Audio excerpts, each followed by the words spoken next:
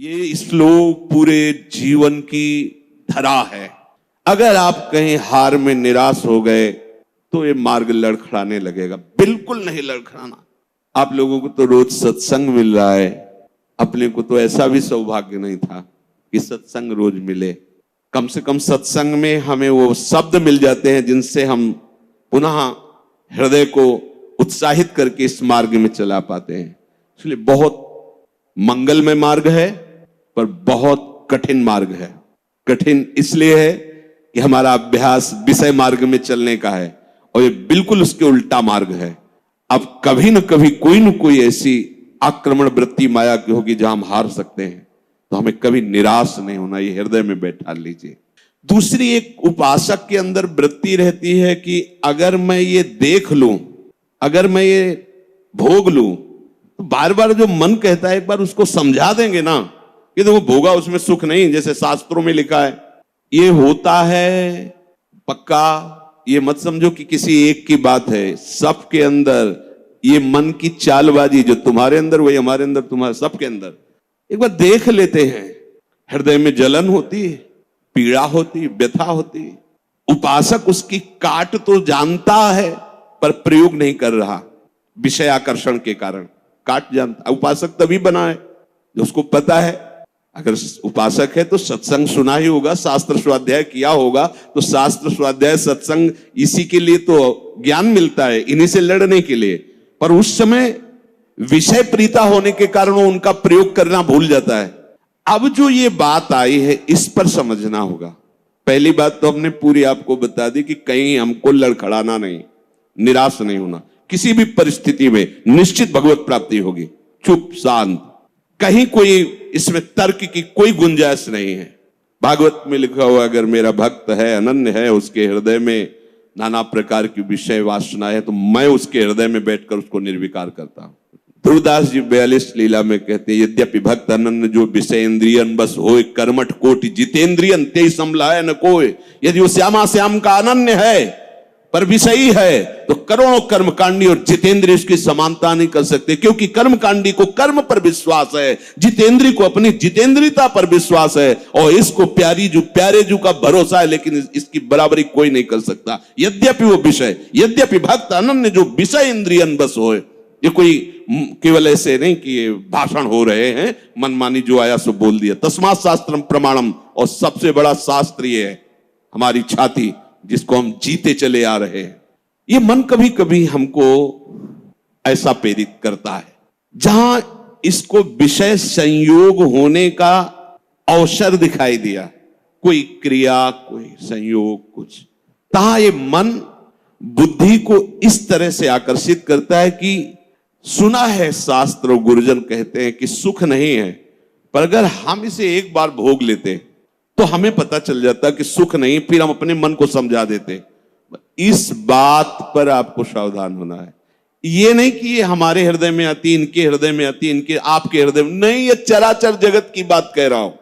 जो मन को पढ़ा जाता है ना, जैसे संत जन दूसरे की बात 1 मिनट, ये सिद्धि की बात नहीं होती, वो अपने मन को पढ़ते हैं और वही बात कहते तो वही सबके मन में लगा, हाँ अरे यार ये तो हमारे मन की बात बोल दिया, ऐसे ही चल रहा था। ऐसा वो नहीं है कि तुम्हारे मन की बात कह रहे, नहीं, उन्होंने अपने मन को पढ़ा है, अपने मन को देखा है। आप बहिर्मुख इसलिए समझ नहीं पा रहे, वो उसी को पढ़ते रहते, एक एक हरकत उसकी देखिए। तो जब वो बात कह रहे हो, जब आपको मन में वही चल रहा है, तो आपको लगता है ये तो हमारे मन की, आज जो सत्संग हुआ केवल मेरे लिए हुआ, ऐसा उनका मन, उन्होंने अपने मन को देखा है। तो ये मन ऐसी प्रेरणा करता है। जब हमारा मन किसी भी भोग के लिए ऐसी प्रेरणा करे कि यदि हमें ये भोग मिल जाता तो हम अनुभव कर लेते और मन शांत कर लेंगे। ऐसा होता है कि बहुत दिन से यार लगा है मन में कि समोसा चटनी लाओ यार एक बार खा के देखते हैं, ये चीज देख लेते, चलाओ टीवी चलाओ, मोबाइल में सर्च करो, ये छू लेते हैं, ये भोग लेते हैं। यही हमारे फंसाने की चाल है। अच्छे से देखना, हम गिरते कहां हैं? जहां हम मन को सपोर्ट करते हैं। मन हमें कैसे दस्तखत करने के लिए राजी करता है? कुछ नहीं बिगड़ेगा, बस देखना है क्या होता है। सूंघने से, खाने से, देखने से, छूने से। शब्द स्पर्श रूप रस गंध, इन 5 भोगों को ही भोगने के लिए हमें विवश करता है। मन ऐसा प्रेरित करता है, ऐसा बोले अब शांत हो गया, भजन कर दे। कई मिनट माला चलेगा, लेकिन अगला प्रोग्राम वो तय कर चुका है। सामने आपके जहां पेश किया, कांप जाओगे आपकी, ये क्या हो रहा है? हमने तो सोचा था केवल एक बार देख लेंगे, अब क्या हो रहा है? वो ऐसे दलदल में फंसा देता है कि अगर हरि का आश्रय नहीं है तो कभी नहीं निकल सकता, कभी नहीं निकल सकता।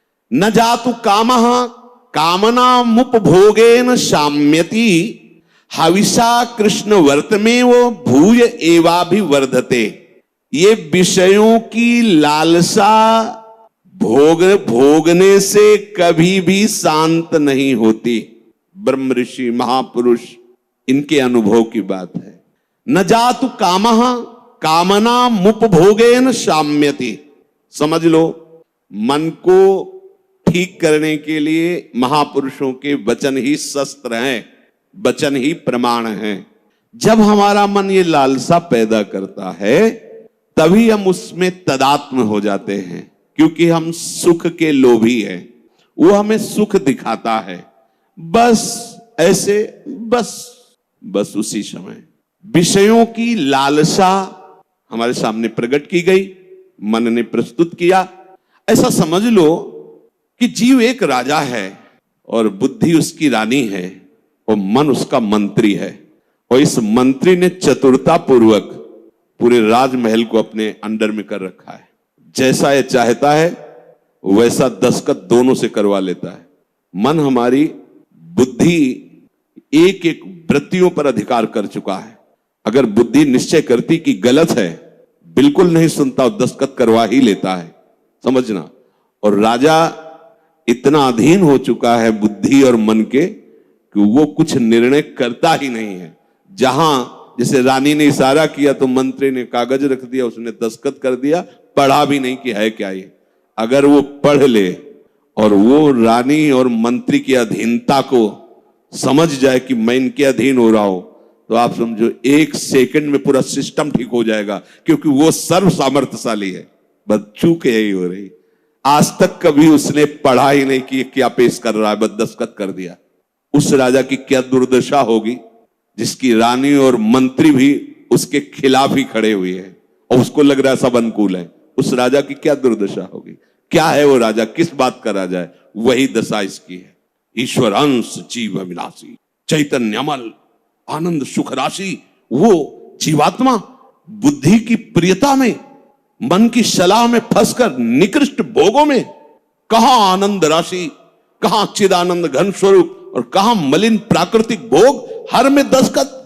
सोच ही नहीं पा रहा है, ये लो, मांस लो, मदिरा लो, व्यभिचार लो, ये सब में दस्तखत। यही दुर्दशा हो रही। बिना दस्तखत के तुम्हारे ये मन रूपी मंत्री और बुद्धि रूपी रानी कुछ नहीं कर सकती। ध्यान रखना, तुम्हारा सपोर्ट आवश्यक है उसको, और वो तुम्हें 1 सेकंड के कम हिस्से में अपने में कर लेता है, क्योंकि आप इतने आसक्त हो चुके हैं बुद्धि में और मन में कि वो निर्णय मन और बुद्धि का न मानकर सीधा अपना मानते हैं। मुझे ये चाहिए, मैंने ये भोगा, मैं ये भोगूंगा, सीधे। अब आप इस रास्ते को नहीं जान रहे, फंस रहे प्राय सब। मैं इसके बिना नहीं जी सकता, इतना तो मुझे चाहिए ही। ये आज बहुत सोच समझ करके बातें दिमाग में बैठलना, ये शास्त्रीय बातें कम, हृदय की बातें इसमें ज्यादा हम इसलिए कह रहे हैं कि यही हम लड़खड़ा जाते हैं और यही हम फेल हो जाते हैं। और यही लगता है अब क्या है यार, किसी तरह जी लो बस। नहीं, संतों से शास्त्र इसलिए श्रवण किए जाते कि शास्त्र में जो लिखा है उसको तुम्हारे समझने की ज्यादा आंतरिक पहुंच नहीं है। संतों ने उसको जिया है और उस शब्द को उन्होंने स्वाद लिया है, फिर उसे जब बोलते हैं अपने अनुभव के साथ, तो एकदम दिमाग में आके बैठ जाता है।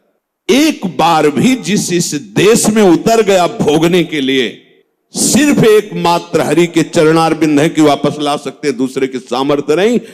ये ऐसा दलदल है कि वो धंसता ही चला जाएगा, डूब जाएगा, नहीं निकल सकता। और नहीं निकल पाए आज तक, पूरे अनादि जन्म व्यतीत हो गए। आज हरि कृपा से गुरु कृपा से साधु संग प्राप्त हुआ है, तो हमें ऐसे दलदल से निकाल कर ऐसे स्वच्छ और सुरक्षित स्थान पर उन्होंने खड़ा कर दिया। तो आप सब ध्यान दीजिए, ये मन आपको कैसे फंसाता है। ये आपके सामने आपकी कमजोरी पा गया है। क्या? जीव सुख समुद्र का अंश है, वो केवल सुख चाहता है। ये कमी पा चुका है कि इसको सुख चाहिए, और सलाह और दिशा दोनों गलत हो गई। सलाहकार मन प्रकृति से मिला हुआ है और दिशा विषय भोगों की तरफ चली गई। अब ये जिस विषय को कह देता है ये स्वीकार कर लेता है। अब इस बात को आपको काटना होगा। वो आपके सामने लालसा पेश करेगा सुख भोग की। अज्ञानी कभी इससे नहीं निकल सकता, ध्यान रखना। और भक्त कभी अज्ञानी नहीं होता। बड़े बड़े भक्तों को देख लीजिए। भक्तराज श्री हनुमान जी महाराज, ज्ञानी नाम अग्रगण्यम बुद्धिमताम वरिष्ठम। भक्तराज गरुण जी, जिन पर भगवान स्वयं आसन लगाते बैठते हैं। गरुण महाज्ञानी गुण राशि। हाँ, भक्त को कोई कहे कि ये तो अज्ञानी, भक्त परम ज्ञानी होता है। दोनों पक्षों का ज्ञान होता है, प्रेम का भी और आत्मस्वरूप के बोध का भी। ज्ञानी एक पक्ष केवल आत्मस्वरूप का बोध और मुक्त हो गया, और भक्त मुक्त होते हुए भी मुक्ति को न स्वीकार करके आगे बढ़कर भगवत प्रेम राज्य में प्रवेश पाता है। न जातु कामः कामानामुपभोगेन साम्यति। ये बात बैठा लिए भाई। ये जो मन आपको पेश कर रहा है कि ये क्रिया हो जाती, ये भोग मिल जाता तो मुझे शांति मिल जाती और फिर मैं आराम से बैठ के भजन करता। सावधान रहना, ये दुश्मन आपको प्रलोभन में फंसा कर ऐसे दलदल में ले जा रहा है जहां केवल हरि बचा सकते हैं, दूसरा नहीं। केवल हरि, दूसरा नहीं। विश्वास करना, दूसरा कोई नहीं बचा सकता इस दलदल से, क्योंकि आप बचना ही नहीं चाहेंगे। ये ऐसी मृत्यु है कि इससे आप हंसकर गले लगाएंगे, इसके लिए तड़पेंगे। ये न भयावह नजर आएगी और न एक कटु नजर आएगी, पर ये जहर से भी ज्यादा कटु है और मृत्यु से भी ज्यादा भयावह है। ये भगवती माया का जो आकर्षण है, उस समय अगर कोई बचा सकता है तो केवल हरि, दूसरा नहीं। हविषा कृष्ण वर्तमेव भूय एवाभिवर्धते। जैसे अग्नि में घी डालते जाओ तो अग्नि प्रज्वलित ही होगी, बुझेगी नहीं। ऐसे ही तुम्हारे सामने मन की जो जो भेजी हुई भोग लालसाएं हैं, अगर उनको तुम स्वीकृत करते गए तो तुम्हारी कामना तुम्हारा नाश कर देगी, तुम्हारा पतन कर देगी, दुर्गति प्राप्त हो जाएगी। न चेन्द्रियाणाम भोगाभ्यासेन वैतृष्ण्यम कर्तुम शक्यम कस्मात्। भोगों के भोगने से विषयासक्ति, इंद्रियों की भोग चंचलता बढ़ती है। अतः कभी भी भोग भोगने से सुख और शांति नहीं प्राप्त हो सकती। ये वो महापुरुष जो भूत भविष्य वर्तमान तीनों कालों का ज्ञान रखने वाले हैं, और ऐसा ही आप भी अनुभव करके देख चुके हैं। जो गृहस्थ में है या जो विरक्त है, तो अभी विरक्त हुए हो 10-5 वर्ष से, अनादिकाल से भटक रहे हो, तो विषयों में ही तो भटक रहे हो। केवल अभी ये लगता है आपको ये नया स्वप्न है, तो लगता है कि हमारा जन्म पता नहीं हुआ कि नहीं हुआ, हमने तो जीवन में कभी भोगा नहीं। अरे बहुत पुराने हो, पुराण पुरुष पुरुषोत्तम के अंश हो, तो तुम भी पुराण सनातन हो। अब इस भोगाभ्यास की तरफ कदम यदि बढ़ाया तो जीवन संकट में फंस जाएगा। इसको रोकने से बात बनेगी, ना से बात बनेगी, हां से नहीं। इसमें हां नहीं। ये इतना जिद्दी स्वभाव का मन है कि लाखों बार तुम ना करोगे तो उसके ऊपर भी हां कराने की कोशिश करेगा वो। ये हारने वाला नहीं। अगर आप ना ही करते रहे तो आपके अधीन होकर मंगल मूर्ति हरि का स्वरूप हो जाएगा। ये भी ध्यान रखना। पर इसके ना के बाद जो इसकी व्यथा पैदा होती है, उसको सहना किसी महात्मा के बस की बात है, विषयी भोगी पुरुषों की नहीं। अगर उसे कोई, जब मन को ना कहा जाता है और फिर वो जो व्यथा पैदा करता है, उस व्यथा को जो सह जाता है, वही परम पद का अधिकारी होता है। यम ही न व्यथ्यन्ते पुरुषम पुरुषर्षभ सम दुखा सुखाधीरम स्वमृतत्वाय कल्पते। वो अमृत पद का अधिकारी हो जाता है। आप अमृत पद के अधिकार के लिए ही निकले, इसलिए सहना पड़ेगा। और वास्तविक सहना है ही नहीं, भ्रम है। अगर थोड़ा सा विवेक जागृत हो जाए तो हंसकर निकल जाओगे, कोई जलन नहीं, कोई परेशानी नहीं। ये केवल माना हुआ है। जो हम देख रहे हैं कि सामने वो सर्प है, वो है रस्सी। हम बड़े बड़े मंत्रवेत्ता बुला रहे हैं, बड़े बड़े अनुष्ठान कर रहे हैं, उससे क्या होगा? वहां कोई फर्क पड़ने वाला है? कदम नहीं बढ़ रहा, डर रहे हैं, पर है क्या? रस्सी। एक का जब पता चला तब एकदम भय खत्म हो गया। कुछ नहीं, मेरा गोविंद ही सब रूपों में लीला कर रहा है।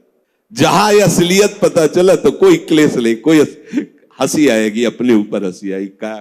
का फंसा था। जैसे ठूठ को भूत मानकर भयभीत हो रहे, पर जब नजदीक गए तो हंसी आएगी। इसको भयभीत, ये तो लकड़ी का ठूठ है, इसको न चेन्द्रियाणाम भोगाभ्यासेन वै तृष्णम कर्तुम सक्यम कस्मात। कोई ऐसा नहीं कि भोग भोगते हुए अपनी इंद्रियों को, मन को शांत कर सके। त्यागात शांति। और हमारा मन हमको क्या सलाह देता है? भोगा शांति। भोग लो तो शांत हो जाओगे। अब थोड़ी देर के बाद फिर चैन से भजन। मूर्खता नहीं, तस्मात् शास्त्रम प्रमाणम। पर ये जो मन व्यथा पैदा करता है, ध्यान रखना, सह वही सकता है जिसका नाम चल रहा होगा। राधा राधा राधा। हम कई बार उपासक जो नजदीक होते हैं, किसी भी अचानक पूछते हैं, कहां हो? बोलो बोलो, कहां हो? जी कहां हो? क्या चल रहा है? मंत्र चल रहा है, नाम चल रहा है, वाणी जी चल। जी नहीं, तो क्या चल क्या रहा है? कहां हो? अब चलने लगा। ऐसे अब चल। हर समय ऐसे ही आपको टोकना है, देखना है। जिस समय आप नाम से रहित होंगे, उस समय दी हुई मन की व्यथा को तुम नहीं सह सकते। और नाम चल रहा है तो बीच में आ गया, उस व्यथा और आपके बीच में नाम चल रहा है पूरा जैसे बुलेट प्रूफ नहीं होता, गोली मारी तो छाती में लगते नजर आई, पर वो अंदर प्रवेश नहीं कर पाए। वो जैकेट पहने बुलेट प्रूफ। ये बुलेट प्रूफ है। कोई भी विषय आक्रमण जब नाम चल रहा है तो आपको परास्त नहीं कर पाएगा। देख लेना, आप उसी समय हार रहे होंगे जिस समय नाम नहीं होगा। पकड़ लेना। अगर राधा राधा राधा राधा, सब ठीक हो। विषय भोगने की लालसा मन तुम्हें देगा, तुम अस्वीकार करो। क्योंकि भोगने से जैसे अग्नि में घी डालने से अग्नि और प्रज्वलित होती है, ऐसे इंद्रियां और बलवान होकर भोगों की तरफ तुम्हें घसीटेंगी। तुम्हें शांति प्राप्त नहीं हो सकती। कस्मात, किसको हुई है आज तक? यतो भोगाभ्यास मनु विवर्धन्ते रागाः कौशलम चेन्द्रियाणाम। जो भोग भोगने में सुख के अनुभव के भ्रम में फंस गया, उसकी इंद्रियां उसे कला कौशल पूर्वक भोग में और फंसाती है। ऐसे से करो, ऐसे करो, इसको उसको, ऐसा वैसा, नष्ट कर देती। माला लिए बैठा है और सोच कितना गंदा, ध्यान में बैठा है, चल कहां रहा है, पूजा कर रहा है, कर क्या रहा है अंदर से? क्या हुआ? ऐसा क्यों हुआ? क्योंकि भोगाभ्यास, इंद्रियां बलवान होकर के अपने अधीन कर लिए उसको। यद्यपि मृषा, बात झूठी है, कैसे अधीन हो सकता है? पर छूटत कठिनाई, बहुत विवेक की आवश्यकता है। अब और सुख प्राप्ति की इच्छा बढ़ती चली जा रही तो व्यभिचार शुरू हो गया, पापाचार शुरू हो गया, भूल गया मर्यादा, पशुता आ गई, राक्षसी प्रवृत्ति आ गई। और सोच रहा था कि शांति मिल जाएगी ऐसा करने, और ऐसा शांत फिर हो जाता है कि उसे एक ही बात समझ में आती है कि अब शरीर ही छोड़ दे तो अच्छा है। ऐसी स्थिति आ जाती है, घृणा हो जाती है उसको अपने जीवन से। जीना उसके लिए नर्क लगने लगता है कि ऐसा जीवन, क्या जीवन। पर अब विवेक काम नहीं करता, क्योंकि इंद्रियों ने अधीन कर लिया है। बिखर पर्यो मन समटत नाही, इंद्र ने लीनो जीत। इंद्रियों ने जीत ली। तस्माद अनुपायः सुखस्य भोगाभ्यासः। बस वो इसी सुख का चिंतन करता रहता है, भोगाभ्यास। कैसे? पूरा जीवन इसी में। भोग सामग्री एकत्रित करना, उसको भोगना, अधिक से अधिक भोग सामग्री एकत्रित करना, उसको भोगना, बस इतना ही जीवन। देख लो जो सत्संग विहीन है, भगवत विमुख, देख लो इतना ही जीवन है। भोगाभ्यास, भोग सामग्री संग्रह, बस उसको भोगना, यही जीवन। ये तो पशु भी कर रहे हैं। खान पान निद्रा भय हार मैथुन। बोले जो, बहुत ध्यान से सुना, अभी शांत बैठा था और मन ने भोग लालसा उसके सामने रखी, वो तदात्म हो गया और भोग करके अब सुख शांति प्राप्त करने की इच्छा में सम्मिलित हो गया। बोले उसकी ऐसी दुर्दशा हो गई, सा खलवयम वृश्चिक विषभीत इवासी विशेषण दष्टो या सुखार्थी विषयानुवासितो महत दुख पंके निमग्नो इति। बिच्छू के डंक के जहर से बचने के लिए उसने अपने हाथ को सुरक्षित समझा सांप के बिल में डालना। अब उसकी क्या दुर्दशा होगी। भाव इसका थोड़ी सी जलन दे रहा था जब हम कह रहे थे ना, हम उस बिच्छू के डंक जैसी बात को नहीं सह पाए, और जब विषय भोगा तो कैसा, जैसे सांप के बिल में उसके मुंह में हाथ लगा देना। अब वो जो सांप काटा, अब बहुत 45 मिनट जियोगे। अगर इंजेक्शन सही नहीं मिला मरी जाओगे, क्योंकि वो कोबरा का जहर पूरे शरीर में फैल जाएगा। और ये एक कोबरा नहीं, हमारे अनंत कोबरा डसते रहते दुर्वासना के। समझिए, पहले शांत था, भोग लालसा प्रकट हुई, जलन हुई। जब आपने उसे ना कहा तो वो जलन जो हुई, अगर उसको नहीं सह पाए और भोगाभ्यास में उतर गए तो ऐसा समझ लो कि बिच्छू के डंक के भय से बचने के लिए सांप के बिल में हाथ डाल दिया। शास्त्र कहे सा खलवयम वृश्चिक विष भीत इवासी विशेषण दष्टो यह सुखार्थी विषयानुवासितो महत दुख पंके निमग्न। अब वो महा दुख में फंस गया। इसलिए मन के द्वारा जो दी हुई भोग लालसा है, आपके बिना ये कुछ कर नहीं सकता। आपको दस्तखत नहीं करना है, बस इतनी बात है। दस्तखत का तात्पर्य स्वीकृति। हाँ ठीक है, बस इतना कहने की देर है। आगे तुम रो चिल्लाओ, तुम्हारी कोई बात नहीं सुनेगा मन, पर पहले वो हां करवाएगा। इसकी चाल है, बिना तुम्हारी हां के कुछ नहीं कर सकता है। ये बात समझ लो। सब यही सैकड़ों बार प्रश्न होते हैं, वो हमारे अंदर ऐसा, वो ये काम, वो ये बात तुमसे सुधरेगी, किसी के आशीर्वाद से नहीं सुधरेगी। ये भी ध्यान रख लो, ये भी अनुभव की बात कहते हैं। कहीं भाग के किसी के भी पास चले जाओ, किसी का ऐसा नहीं होगा कि हाथ रख दो तुम निष्काम हो गए। वो तुम्हारी स्वीकृति है, वो सत्संग के द्वारा स्वीकृति। आप बदलिए, आप नहीं बदलेंगे तो किसी की सामर्थ्य नहीं कि आपका हृदय निष्काम कर सके। ध्यान रखना, वो आप तक इस बात को समझ पाएगा कि मन ने कब भोग लालसा पैदा कर दी, आपने कब उसकी स्वीकृति कर ली। ये दोनों बातें, वो इतना चतुर है मन कि आपको 1 सेकंड के कम हिस्से में स्वीकृति लेके क्रिया में उतार देगा। क्रिया का मतलब बाहरी नहीं, अंदर पूरा मनोराज्य शुरू कर देगा और आप फंसे हुए उसी में डोलते रहेंगे। चतुर उपासक हो। चतुर कौन? रामे भेजे थे चतुर नर। राधा राधा राधा राधा, क्योंकि जब आप मनोराज्य में विचरण करने लगेंगे तो नाम छूट जाएगा। नाम छूटा मतलब हानि हो गई। पकड़ो, तुरंत पकड़ो। यही हमारा साथी, यही हमारा मित्र, यही हमारा बल है नाम, जो हमें इस मन की दुर्वासना द्वारा घसीटने पर भी नहीं घसीट पाएगा। श्री हरिवंश नाम बल रहो अपने, बिल्कुल अच्छे से समझ लीजिए, दूसरा कोई साथी नहीं। आप हमारे पास 24 घंटे रहिए, स्वीकृति न कीजिए तो कुछ नहीं है, स्वीकृति कर लीजिए तो हजारों कोस दूर ये शब्द सुनकर आपको हर समय से गोद में रखेगा। ये गुरु वचन ही सदगुरु हैं, उनको आप देखिए तो आपके पास रहेंगे। ये ऐसा दुख में दलदल में भी फंस जाता है, इतना कमजोर हो जाता है कि देखो, सुनकर आपको पहाड़ जैसी बात लगेगी, कैसे निकल पाऊंगा, हमसे नहीं हो पाएगा। और ये बोल कौन रहा है? ये भी तो देख, तू नहीं बोल रहा, बोल वही रहा है जो तुझे फंसाया, और तू स्वीकृति कर रहा कि मैं बोल रहा हूं। भोग उसने भोगा, स्वीकृति तूने की, दुर्गति तेरी होगी। समझ पहले, ये ऐसा जाल है, इसे बिना सत्संग के आप समझ नहीं सकते। सब का सब धरा धरा। भगवान कह रहे मना कष्टान इंद्रियाणि प्रकृति स्थानी कर सती। तू मेरा अंश, ममई वांसो, तू मेरा है, और ये प्रकृति का अंश प्रकृति में जा रहा है। तू समझ, तो तेरे ही दस्तखत से, तेरी ही स्वीकृति से तेरी दुर्गति हो रही। स्वीकृति बदल। अब अगर हम हमसे ऐसी कोई चूक हो गई है तो हमें चिंता नहीं करनी। अब लो नशानी, अब ना।